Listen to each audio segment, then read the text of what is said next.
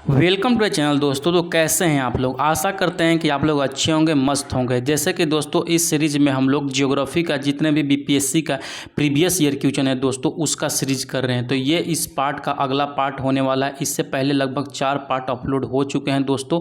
तो इसमें जो हम देखेंगे उसके आगे का सवाल देखेंगे। इससे प्रीवियस पार्ट में हम लोगों ने मतलब क्वेश्चन नंबर 100 तक देख लिए थे। आज हम लोग इंडियन ज्योग्राफी का क्वेश्चन नंबर 101 से और आगे देखेंगे। इससे पहले ही ऑलरेडी ज्योग्राफी का कम से कम 5 से 6 पार्ट अपलोड हो चुका है। तो आप लोग अगर चैनल पर नए हैं तो जाके पहले उसको देख लीजिए, उसके बाद इसको देखिएगा, ठीक है दोस्तों। और अगर चैनल पर नए हैं तो चैनल को सब्सक्राइब कर लीजिए तथा वीडियो को जल्दी से जल्दी लाइक कर लीजिए दोस्तों, ठीक है। तो बिना देर किए हम इस वीडियो को शुरू करते हैं। जैसे कि इस वीडियो में आज में एक सवाल देखेंगे दोस्तों। पहला सवाल मेरा यहाँ पे आता है कि करेवास मृत्तिका जो जफरान केसर का एक स्थानीय प्रकार है, जफरान के उत्पादन के लिए उपयोगी है, पाई जाती है। वो कहाँ पाई जाती है दोस्तों? तो पता होना चाहिए आपको। पाई जाती है वो कश्मीर, हिमालय में। केसर का एकमात्र राज्य जो उत्पादन करता है वो कश्मीर करता है, ये भी आप लोग याद रखिएगा। दूसरा सवाल है दोस्तों कि जो रेगुर मिट्टी है किसका नाम है? तो रेगुर मिट्टी को हम लोग काली मिट्टी भी बोलते हैं। इसकी अधिकता महाराष्ट्र में सबसे ज़्यादा होती है। इस चीज़ को भी आप लोग याद रखिएगा। जैसे कि नेक्स्ट सवाल में ही आ गया, रेगुर मिट्टी सबसे ज़्यादा कहाँ पे होती है? तो वो मेरा होती है महाराष्ट्र में। रेगुर नाम किसका है दोस्तों? अगला सवाल है तो वो है मेरा काली मिट्टी में। ये सारा का सारा जो सवाल है दोस्तों बीपीएससी ने बहुत बार इस सवाल को पूछा गया है, इसीलिए ये शिक्षक बहाली के लिए बहुत ही ज़्यादा इंपॉर्टेंट हो जाते हैं, ठीक।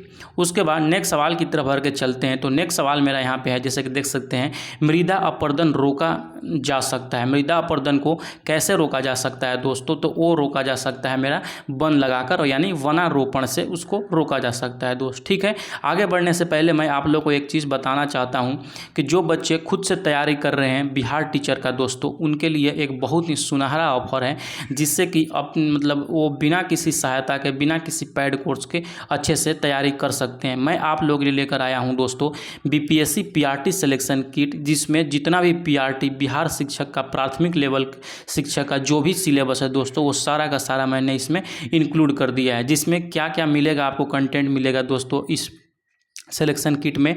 आपको क्लास 5 से लेकर क्लास 8 तक का जो कि बिहार सरकार अपने स्कूलों में पुस्तक पढ़ाती है उसका सारा का सारा समरी मिलेगा, साइंस का और आर्ट्स का भी दोस्तों, ठीक है।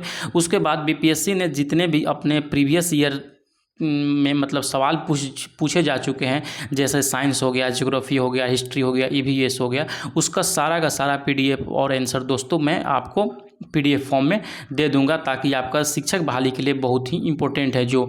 उसके बाद जो बिहार स्पेशल है दोस्तों, जितने भी बीपीएससी ने सवाल पूछ जा चुका है उसके प्रीवियस एग्जाम में, उसका भी मैं पीडीएफ दूंगा, साथ में मैथ का भी दूंगा। उसके बाद जो मोस्ट इंपॉर्टेंट दूंगा दोस्तों 500 में करंट अफेयर का जो दूंगा आपको, वो 2022 और 23 के लिए, जो कि बहुत ही महत्वपूर्ण करंट अफेयर होंगे, जो कि चांसेस होंगे कि आपका शिक्षक एग्जाम में पूछा जा सकता है दोस्तों, ठीक है। तो जिनको भी ये परचेज करना हो वो परचेज कर ले। ये परचेज करने के लिए दोस्तों इस नंबर पे आप डायरेक्ट टू डायरेक्ट व्हाट्सएप हमको कर सकते हैं। मैं वहीं पे सारा जानकारी आपको और प्रोवाइड करा दूंगा। ये अभी के लिए मात्र 299 रुपये मिल रहे हैं। इससे पहले कि इसका रेट मतलब प्राइस इंक्रीज हो जाए, इससे पहले जिन बच्चों को भी इसको ख़रीदना होगा अच्छे से खरीद लेंगे दोस्तों, ठीक है। आशा करता हूँ कि इतना बातें आप लोग समझ होंगे। ये एक कंप्लीट पैकेज होगी दोस्तों पीआरटी के लिए। उसमें डायरेक्ट मतलब पीआरटी को ही नज़र में रखते हुए ये कोर्स को मैंने बिल्ड किया है। सारा पीडीएफ आप अच्छे से अगर ढंग से पढ़ लेते हैं तो आपके सिलेक्शन के चांसेस बहुत हाई हो जाएंगे दोस्तों, ठीक है।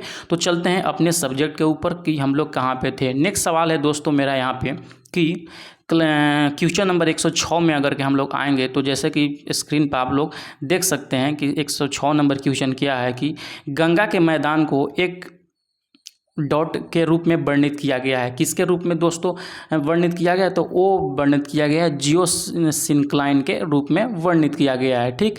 अगला सवाल की तरफ अगर के हम लोग चलेंगे तो अगला सवाल है एक क्वेश्चन नंबर 107 कि गंगा के मैदान की पुरानी कछारी मिट्टी को क्या बोलते हैं? तो जो पुरानी कछारी मिट्टी होती है दोस्तों, उसको क्या बोलते हैं? बांगर बोलते हैं। और जो न्यू कछारी मिट्टी होती है उसको खादर बोलते हैं। आप लोग याद रखिएगा। अगला सवाल है, निम्नलिखित में से कौन सी मिट्टी नदियों द्वारा निर्मित होती है? तो जो नदियों द्वारा निर्मित मिट्टी होती है दोस्तों, वो होता है मेरा जलोढ़ मिट्टी। आप लोग याद रखिएगा। अगला सवाल है कि भारत के कुल भौगोलिक क्षेत्र में वन क्षेत्र का क्या प्रतिशत है? तो जो वन क्षेत्र का प्रतिशत है दोस्तों, अभी है जो 20.7% है। लेकिन ये जो परसेंटेज है दोस्तों, याद रखिएगा 2001-2 के परसेंटेज से है। हो सकता है 2021 जो मेरा वन का सर्वेक्षण होता है उससे डिफरेंट हो, शायद मेरे ख्याल से 21 पॉइंट कुछ प्रतिशत अभी है। कितना इसका राइट आंसर है 2021 के दृष्टि से आप लोग ज़रूर बताइए, किसी को पता हो तो। ठीक, अगला सवाल की तरफ बढ़ते हैं। अगला सवाल है मेरा, भारत में किस राज्य का सर्वाधिक क्षेत्र घने पतझड़ वाले जंगलों से घिरा हुआ है? तो कौन सा किस राज्य में है दोस्तों तो जो घिरा हुआ है? तो वो मेरा घिरा हुआ है मध्य प्रदेश। ठीक, अगला सवाल की तरफ बढ़ते हैं। सवाल नंबर 111 कि प्रतिशत अधिकतम वन क्षेत्र है कहाँ पे? प्रतिशत में सबसे ज़्यादा वन क्षेत्र है दोस्तों, तो वो है मेरा मिजोरम। राइट आंसर होगा। अगला सवाल है, भारत के किस राज्य में वन्य जीव अभ्यारण्य सबसे अधिक संख्या में है? तो वन्य जीव अभ्यारण्य कहाँ पे सबसे अधिक संख्या में है? वो है दोस्तों मेरा महाराष्ट्र में। नेक्स्ट सवाल की तरफ बढ़ते हैं। नेक्स्ट सवाल मेरा 113 नंबर सवाल यहाँ पे आएगा दोस्तों कि समस्त विश्व में तेंदुओं की सर्वाधिक आबादी भारत में है, इसकी अनुमानित संख्या कितनी है?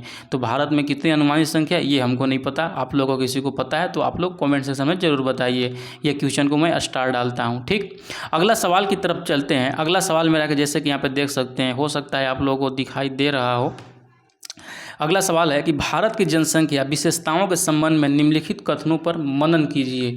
तो जब मनन कीजिएगा दोस्तों, तो ऑप्शन नंबर ए मतलब एक पहला कथन में दिया गया है कि वर्ष 1991 और 2001 के दशक में जनसंख्या की वृद्धि 21% हुई। ये बात बिल्कुल सही है। और फिर ऑप्शन नंबर अगर कि आप 4 देखेंगे, यानी कि 4 नंबर पॉइंट देखेंगे, 1991 की जनगणना के अनुत्पादकता उपभोक्ताओं की संख्या में कमी का संकेत दिया है। तो बिल्कुल ये दोनों सही होंगे। तो आपका 1 और 4 सही होंगे दोस्तों। यहाँ पे ऑप्शन नंबर 3 इसको राइट कीजिएगा आप लोग। ठीक, ऑप्शन नंबर 3। ये सवाल 2005 में पूछा गया है, इसलिए उतना मायने नहीं रखता है, क्योंकि ये सारा जो डेटा है अब हमारा जो पूछा जाएगा वो 2011 के जनगणना के अनुसार पूछा जाएगा। ठीक है, अगला सवाल की तरफ चलते हैं। अगला सवाल आ गया मेरा यहाँ पे कि 2011 के जनगणना के अनुसार भारत में कुल संख्या में नगरीय जनसंख्या के प्रतिशत क्या था लगभग? तो लगभग जो मेरा 28 से 31% जो होता है दोस्तों, वो मेरा नगरीय जनसंख्या, अभी जो जनसंख्या नगर में वास करती है 31%। ठीक है, अगला सवाल यहाँ पे है, सारण सिंचाई नहर निकलती हैं तो कहाँ से निकलती हैं? वो निकलती है गंडक से। आप लोग याद रखिएगा। अगला सवाल की तरफ बढ़ेंगे। अगला सवाल देख सकते हैं, त्रिवेणी नहर में किस नदी से पानी आता है दोस्तों? तो वो किस नदी से आता है? वो आता है मेरा गंडक नदी से। तो आप लोग के लिए खुशखबरी है कि आप लोग का जो एग्जामिनेशन डेट है दोस्तों, अगेन आपको एक्सटेंड कर दिया गया है। अब आप 20 जुलाई तक आराम से अपना फॉर्म को सबमिट कर सकते हैं। जो भी दूसरे राज्य के बच्चे हैं या बिहार के बच्चे हैं, किसी कारणवश उनका डॉक्यूमेंट नहीं बन पाया था या कुछ और प्रॉब्लम था, तो आराम से अब 20 जुलाई तक आराम से फॉर्म भर लें, उसके बाद तैयारी कर लें, अच्छे से आपका सिलेक्शन हो जाएगा। इसमें बहुत सारे लोग ये भी पूछ रहे हैं कि सर कट ऑफ कितना जाएगा? तो अभी कैसे कोई बता सकता है कट ऑफ कितना जाएगा? लेकिन अपना आप एक टारगेट लेकर चलिए कि आपका जो मार्क्स होना चाहिए लगभग 70 से 80% आप यहाँ पे आराम से अचीव होना चाहिए आपको। यानी कि एक अगर के ओवरव्यू कट ऑफ लीजिए तो आपका 70 से 80% मार्क्स आपको आना ही चाहिए। ठीक है, बाकी ये कट ऑफ ऊपर भी जा सकता है, नीचे भी जा सकता है, आपको समय के अनुसार पता चलेगा। ठीक, जब एग्जामिनेशन हो जाएंगे। अगला सवाल की तरफ चलते हैं। तो अगला सवाल यहाँ पे है कि भाखड़ा नांगल एक संयुक्त परियोजना है। किसकी परियोजना है दोस्तों? तो परियोजना है मेरा हरियाणा, पंजाब और राजस्थान की। ठीक, अगला सवाल की तरफ बढ़ेंगे तो क्या है यहाँ पे कि भाखड़ा नांगल बांध किस नदी पर स्थित है? तो ये सबको पता है, वो स्थित है मेरा सतलज नदी पे। राइट आंसर होगा। ठीक है, अगला सवाल है यहाँ पे, किस नदी पर शिव समुद्रम जलप्रपात स्थित है? तो शिव समुद्रम जलप्रपात किस पे स्थित है दोस्तों? वो स्थित है मेरा कावेरी नदी पर। ठीक, अगला सवाल है, पट्टी सीमा परियोजना निम्नलिखित में से किन नदियों के एकीकरण से जुड़ी हुई है? तो वो जो जुड़ी हुई है मेरा कृष्णा और गोदावरी से। ये मेरा राइट आंसर होगा। बिना देर किए हम लोग आगे तक की तरफ बढ़ते रहेंगे। अगर कि आप लोग अभी तक वीडियो को लाइक नहीं किया तो पहले जल्दी से वीडियो को लाइक कर लें, उसके बाद आगे देखना प्रारंभ करें। अगला सवाल है 122 नंबर क्वेश्चन कि हीराकुंड बांध तैयार किया गया है कहाँ पे तुमको दोस्तों तैयार किया गया है, तो वो तैयार किया गया है मेरा महानदी पर, राइट आंसर होगा। ठीक। अगला सवाल है मेथॉन, बेल पहाड़ी एवं तिलैया बांध किस नदी पर बनाए गए हैं, तो ये सारा जो बनाए गए हैं ये बनाए गए हैं बराकर नदी पर। ठीक, जो कि झारखंड में है। अगला सवाल है दोस्त यहाँ पे निम्नलिखित में से कौन से एक मीठे पानी की झील है दोस्तों, तो कौन सा मीठे पानी का झील है दोस्तों, वो है मेरा एक से अधिक, यानी कि जो बुल्लर झील है दोस्तों वो भी मीठे पानी का झील है, और जो लोकटक झील है दोस्तों वो भी मेरा मीठे पानी का झील है, तो यानी कि उपयुक्त में से एक से अधिक राइट आंसर होगा। अगला सवाल की तरफ बढ़ के चलते हैं, तो अगला सवाल यहाँ पर जैसे कि देख सकते हैं भारत में कौन सा कृषि वित्त एग्रीकल्चर फाइनेंस का स्रोत नहीं है दोस्तों, तो कौन सा नहीं है, तो ये सारा जो ऑप्शन में दोस्तों दिया गया है सहकारी समितियां, व्यापारिक बैंक और क्षेत्रीय ग्रामीण बैंक, ये सारा का सारा एग्रीकल्चर फाइनेंस से रिलेटेड है, तो इसका जो राइट आंसर हो जाएगा मेरा इनमें से कोई नहीं राइट आंसर होगा। ठीक। अगला सवाल क्या है मेरा, जैसे कि यहाँ पे आप स्क्रीन पर देख सकते हैं कि कृषि में युग्म पैदावार का आशय क्या है दोस्तों, तो वो मेरा आशय है उगाने से क्या आशय है, विभिन्न मौसमों पर 2 फसल उगाना, उसको बोलते हैं युग्म पैदावार। ठीक। अगला सवाल देखते हैं कि अगला सवाल मेरा क्या है। अगला सवाल मेरा हो सकता है आप लोग को दिखाई ना दे, चांसेस हैं, दिखाई देना चाहिए मेरे ख्याल से। हाँ, सवाल देखते हैं दोस्तों क्या है कि यहाँ पे आपको 4 आपका स्टेटमेंट दिया गया है, उसको आपको सही करना है। तो अगर कि आप स्टेटमेंट 2 में देखिएगा दोस्तों, जिसमें लिखा गया है कि इसका लक्ष्य हरित क्रांति से अब तक लाभान्वित न हो सकने वाले क्षेत्रों में बीज, पानी, उर्वरक तकनीक का विस्तार करना है, तो हरित क्रांति का संबंध बिल्कुल इससे है। उसके बाद ऑप्शन नंबर 4 में देखिएगा, तो इसका यानी कि हरित क्रांति का लक्ष्य पशुपालन, सामाजिक वानिकी एवं मत्स्य पालन के साथ शस्योत्पादन का समाकलन करना है, तो बिल्कुल ये सही होगा। तो मेरा ऑप्शन मतलब स्टेटमेंट 2 और स्टेटमेंट 4 बिल्कुल सही होते हैं। 2 और 4 के अगर हिसाब से देखेंगे तो मेरा option number C right answer होगा। ठीक। अगला सवाल की तरफ बढ़ेंगे कि नकदी फसल सम्मिलित नहीं है, आप लोग बताइए कि नकदी फसल किसको बोला जाता है, तो सम्मिलित नहीं है दोस्तों, वो मेरा सम्मिलित नहीं है गेहूँ से। अगला सवाल है स्वतंत्रता प्राप्ति के बाद से भारत में सर्वाधिक प्रगति की है, किस क्षेत्र में प्रगति की है दोस्तों, तो वो किया है गेहूं के उत्पादन में। ठीक। अगला सवाल देखते हैं दोस्तों। अगला सवाल मेरा यहाँ पे क्या है कि स्वतंत्रता प्राप्ति की, तो हम लोग देख लिए। 130 नंबर क्वेश्चन है कि प्रमुख खाद्य फसल हैं, कौन सा प्रमुख खाद्य फसल है भारत का दोस्तों, वो है मेरा चावल। भारत के चावल के कटोरे का क्षेत्र का नाम बताएं, तो जो चावल का कटोरा दोस्तों बोला जाता है, कृष्णा गोदावरी डेल्टा क्षेत्र को चावल का कटोरा बोला जाता है। सवाल नंबर 132 की तरफ पढ़ के हम लोग बढ़ते हैं, तो 132 नंबर सवाल है दोस्तों कि खेती के अंतर्गत क्षेत्र के अनुसार भारत में सबसे महत्वपूर्ण खाद्य फसल कौन सा है, तो सबसे जो अभी बताएं खाद्य फसल जो भारत के लिए है वो है मेरा चावल। अगला सवाल की तरफ बढ़ते हैं, तो अगला सवाल है कि भारत में कौन सी फसल सर्वाधिक क्षेत्र में बोई जाती है, तो कौन सा बोई जाती है दोस्तों, तो वो बोई जाती है मेरा चावल। कल परसों एक बात और पता चला कि बहुत सारे लोग डिमांड कर रहे हैं कि हिस्ट्री का और वीडियो दिखाएं, हिस्ट्री का और वीडियो दिखाएं। मैं बोलना चाहूँगा अगर कि हिस्ट्री ही आपका केवल कंप्लीट कर लीजिए तो क्या आपका सिलेक्शन हो जाएगा। मान के चलिए कि हिस्ट्री का आप 20 सवाल आ गए, चलिए मैं मैक्सिमम मान के चलता हूँ कि 20 सवाल आ गए परीक्षा में आ गए, अगर कि आपने 20 में से 20 भी के हिस्ट्री के कर लिए केवल सवाल, तो क्या आपका सिलेक्शन हो जाएगा? नहीं।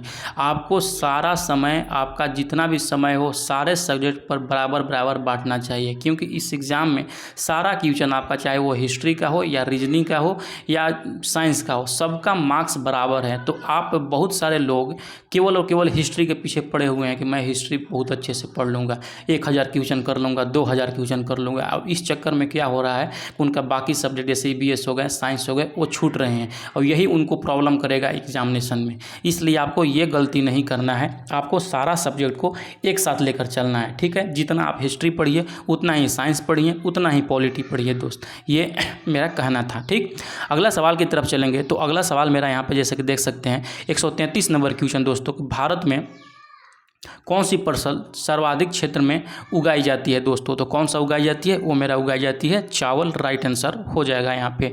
अगला सवाल की तरफ बढ़ेंगे। तो अगला सवाल मेरा यहाँ पे है कि भारत का सबसे बड़ा कपास उत्पादक है, तो सबसे बड़ा जो कपास उत्पादक है दोस्तों भारत का, वो है मेरा महाराष्ट्र, राइट आंसर होगा। अगला सवाल है यहाँ पे कि गन्ने के उत्पादन में राज्यवार घटते क्रम में कौन सा है, यानी कि घटते क्रम में, यानी कि सबसे ज़्यादा जो होगा उत्तर प्रदेश पे गन्ना होता है, उसके बाद महाराष्ट्र में होता है, उसके बाद तमिलनाडु में, उसके बाद कर्नाटक में होता है दोस्तों। तो मेरा right answer option number C होगा। ठीक, अगला सवाल की तरफ चलते हैं। अगला सवाल है मेरा यहाँ पे कि 36 नंबर क्वेश्चन कि शुष्क भूमि के लिए सर्वाधिक उचित फसल कौन सा है। तो सर्वाधिक जो उचित फसल है दोस्तों शुष्क भूमि के लिए वो मेरा है मूंगफली। ठीक, भारत का सबसे बड़ा रबर उत्पादक कौन सा है। तो सबसे बड़ा रबर उत्पादक, ये तो बहुत बड़ा सवाल पूछा जा चुका है, आप लोग सब लोग जानते हैं, वो क्या है, केरल है दोस्तों सबसे ज़्यादा रबर उत्पादक। अगला सवाल की तरफ बढ़ के बढ़ेंगे तो अगला सवाल यहाँ पे स्क्रीन पर देख सकते हैं कि निम्नलिखित में से भारत का कौन सा राज्य रबर के उत्पादन में अग्रणी है। तो अभी मैंने बताया कौन सा राज्य है दोस्तों, वो है मेरा केरला। ठीक, अगला सवाल की तरफ बढ़ के चलते हैं। अगला सवाल यहाँ पे है कि भारत सर्वश्रेष्ठ उत्पादक एवं उपभोक्ता है, किसका उत्पादक एवं उपभोक्ता है दोस्तों। तो वो मेरा यहाँ पे चाय का है दोस्तों। चाय भारत में सर्वश्रेष्ठ उत्पादक भी है और उपभोक्ता भी है। ठीक है, उसके बाद ये कहीं कहीं आपका आंसर यहाँ पे चावल भी देता है, लेकिन मेरे ख्याल से ये चाय ज़्यादा सटीक होगा। हो सकता है ये गलत भी हो सकता है, तो आप अपने कमेंट सेक्शन में ज़रूर बताएं अगर कि आपका कुछ इस पर क्लियरेंस है। तो मेरे ख्याल से इसका राइट आंसर जो होगा चाय ही होगा। ठीक, अगला सवाल है निम्नलिखित में से किस पहाड़ी पर चाय बागान नहीं है। तो किस पहाड़ी पर चाय का बागान नहीं है दोस्तों, तो वो है मेरा यहाँ पे गिरनार पहाड़ी पर चाय का बागान नहीं है। तो right answer option number D हो जाएगा। अगला सवाल की तरफ बढ़ते हैं। अगला सवाल है कि निम्न कॉफ़ी उत्पादक क्षेत्रों में से कौन सा क्षेत्र कर्नाटक में नहीं है। तो कौन सा कर्नाटक क्षेत्र में नहीं है दोस्तों, तो वो है मेरा पुलनेग क्षेत्र, कर्नाटक में ये नहीं आता है। अगला सवाल है भारत अपनी आवश्यकता से अधिक उत्पादन करता है, किस चीज़ का उत्पादन करता है। तो वो मेरा करता है चाय का। Option number A right answer होगा। अगला सवाल है दोस्त, यहाँ पे स्क्रीन पर देख सकते हैं, भारत का सर्वाधिक पटसन उत्पादक क्षेत्र है, कौन सा पटसन उत्पादक सर्वाधिक क्षेत्र है दोस्तों। तो वो है मेरा पश्चिम बंगाल का सबसे ज़्यादा पटसन होता है, तथा विश्व में सबसे ज़्यादा पटसन कहाँ पर होता है, तो वो होता है बांग्लादेश में। आप लोग याद रखिएगा। 144 नंबर क्वेश्चन बढ़ेंगे दोस्त। 144 मेरा क्वेश्चन है, यहाँ पे देख सकते हैं कि भारत के राज्यों में से जूट उत्पादन के दृष्टि से बिहार का स्थान क्या है दोस्त। तो बिहार का जो जूट उत्पादन में स्थान है वो है मेरा दूसरा, पहला वेस्ट बंगाल, दूसरा बिहार। अगला सवाल है कि एल्युमिनियम का सबसे महत्वपूर्ण अयस्क कौन है। तो ये कौन ही नहीं जानता होगा, जो अच्छा सबसे महत्वपूर्ण अयस्क है एल्युमिनियम का, वो है मेरा बॉक्साइट। अगला सवाल की तरफ बढ़ते हैं। क्वेश्चन नंबर 146, निम्नलिखित भारतीय राज्यों में से कौन लौह अयस्क उपलब्ध नहीं है। तो कौन सा लौह अयस्क उपलब्ध नहीं है दोस्तों, तो वो उपलब्ध है कहाँ पे, भारतीय राज्य में मध्य प्रदेश में उपलब्ध नहीं है। अगला सवाल है भारत के किस राज्य में चांदी उपलब्ध होती है। तो वो कौन सा राज्य में उपलब्ध होती है, आप लोग याद रखिएगा। जो चांदी उपलब्ध होती है दोस्तों वो उपलब्ध होती है मेरा राजस्थान से, जो कि ऑप्शन में नहीं दिया गया है। ठीक, आप लोग याद रखिए इस चीज़ को। अगला सवाल है एक क्वेश्चन नंबर 148 के निम्न खनिजों में से किस खनिज के उत्पादन में भारत विश्व में अग्रणी है। तो विश्व में किस में अग्रणी है, जिप्सम में, अवरक में, लौह अयस्क में, किस में। तो सबसे बेसी जो अवरक जो दोस्तों होती है भारत में होती है, आप लोग याद रखिएगा। ठीक, अगला सवाल की तरफ बढ़ के चलते हैं। तो अगला सवाल यहाँ पे है कि भारत का कौन सा राज्य सर्वाधिक अवरक उत्पादन करता है दोस्तों। तो कौन सा राज्य करता है, वो मेरा करता है झारखंड। अगला सवाल है भारत में खनिज उत्पादन में समृद्ध राज्य को पहचानिए। तो समृद्ध राज्य जो कौन सा है दोस्तों खनिज उत्पादन में, वो है मेरा यहाँ पे बिहार। ठीक, बिहार है। 1994 के दृष्टि से दोस्तों ये बिहार दिया गया है, वर्तमान में अगर जाइएगा तो बिहार से अलग होने वाला राज्य झारखंड में चला जाएगा, ये भी आप लोग याद रखिएगा। क्वेश्चन नंबर 151 की तरफ बढ़ते हैं। तो क्वेश्चन नंबर 151 है, अगर कि आप लोग यहाँ तक वीडियो देखते देखते थक गए हों तो जाइए पानी वगैरह पीजिए, उसके बाद वीडियो को आगे कंटिन्यू कीजिए। ठीक है, 151 नंबर क्वेश्चन है, जैसे कि देख सकते हैं कोयला उत्पादन में राज्यवार घटती क्रम कौन सा है। तो सबसे पहले सबसे ज़्यादा जो झारखंड में होता था, तत्कालीन बिहार, मतलब तत्कालीन बिहार लिखा हुआ है, अभी की दृष्टि से देखिएगा तो ये झारखंड होगा, फिर मध्य प्रदेश होगा, फिर पश्चिम बंगाल होगा। ये इसलिए दिया गया है क्योंकि ये बीपीएससी 1999 में सवाल पूछा गया है। जो कोरबा कोयला क्षेत्र है दोस्तों वो कहाँ पर अवस्थित है, ये सब लोग जानता है। कोरबा क्षेत्र जो है छत्तीसगढ़ में अवस्थित है। अगला सवाल की तरफ बढ़ते हैं। सवाल नंबर 153 है दोस्तों कि पश्चिमी पश्चिमी सिंहभूम में स्थित चिरिया की सबसे प्रसिद्ध विशेषता क्या है? तो चिरिया के दोस्तों सबसे अधिक जो विशेषता है वहाँ पे होता है लौह अयस्क का खनन होता है, आप लोग याद रखिएगा। ठीक, अगला सवाल है कि 154 नंबर क्वेश्चन, किस खनिज से रेडियम प्राप्त किया गया था? तो किस खनिज से दोस्तों रेडियम प्राप्त किया गया था? तो पिंच ब्लेड से, ये इसका अयस्क है, आप लोग याद रखिएगा।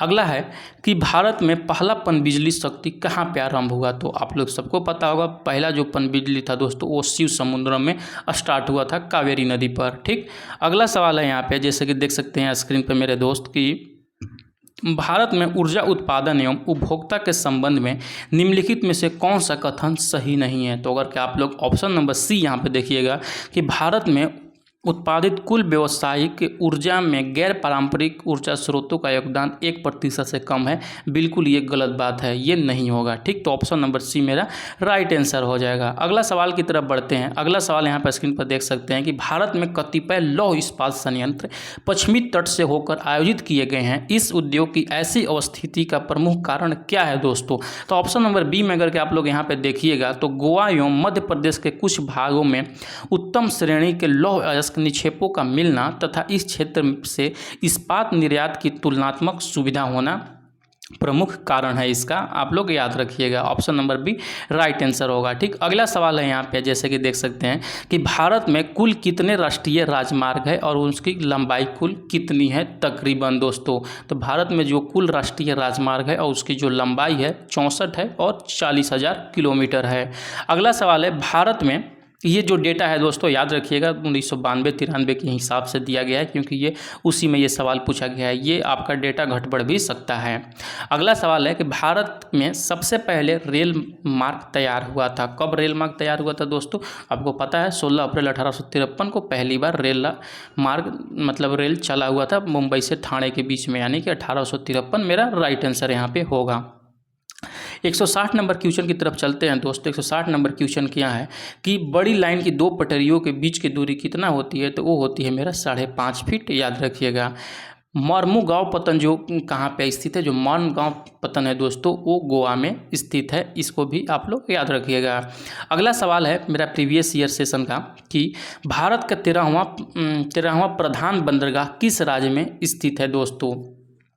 तो किस राज्य में स्थित है दोस्तों? तो वो स्थित है मेरा यहाँ पे महाराष्ट्र में, याद रखिएगा। अगला सवाल है कि अगला सवाल 163 नंबर सवाल यहाँ पे कि सुल्तानपुर वर्ल्ड सेंचुरी कहाँ पे स्थित है? तो जो सुल्तानपुर वर्ल्ड सेंचुरी स्थित है दोस्तों वो स्थित है गुड़गांव में। ठीक, कभी किसी ने गए हो तो वहाँ का एक्सपीरियंस जरूर शेयर करें। अंटार्कटिका में भारत के तृतीय शोध केंद्र का नाम क्या है? जो तीसरा है दोस्तों, तीसरा का नाम है उसका भारती नाम है। ठीक, तीसरा का, दूसरा का मैत्रेयी नाम है। ठीक, अगला सवाल है क्वेश्चन नंबर 165 की तरफ बढ़कर चलते हैं। तो 165 नंबर क्वेश्चन है कि निम्नलिखित में से किस क्षेत्र में प्रवाल भित्ति नहीं पाई जाती है दोस्तों? तो कहाँ पे नहीं पाई जाती है? वो पाई जाती है मेरा कैम्बे की खाड़ी में। ठीक, तो आज का वीडियो यहीं पे ख़त्म करते हैं। उसके बाद कल आपको मिलेगा इसका ऑल इन वन क्लास, जिसमें आपको 500 लगभग क्वेश्चन का सारा ज्योग्राफी मैं एक जगह कर दूंगा, ताकि आपको इधर उधर भटकने की ज़रूरत ना हो, सारा बीपीएससी का क्वेश्चन आपको एक जगह मिल जाए दोस्तों। तब तक आप पढ़ते रहिए, मुस्कुराते रहिए। मिलते हैं नेक्स्ट वीडियो में, बाय बाय।